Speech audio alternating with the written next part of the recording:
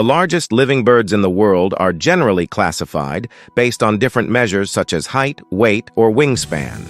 Here are some of the largest birds by various criteria. Heaviest bird. The heaviest bird is the ostrich, Struthio camelus. Adult male ostriches can weigh up to around 150-160 kilo, 330-350 lbs, while females are slightly smaller. Tallest bird. The tallest living bird is the ostrich as well. They can stand over 2.5 meters, 8 feet tall, with their necks extended. Wingspan. The bird with the largest wingspan is the wandering albatross, Diomedea exulans, which has a wingspan that can reach up to 3.5 meters, 11.5 feet.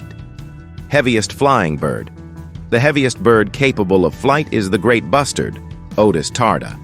Adult males can weigh up to around 15 kilo, 33 lbs. Largest bird of prey. The Andean condor, Vultur gryphus, is often considered the largest bird of prey by wingspan. They have a wingspan of up to about 3.3 meters, 10.8 feet.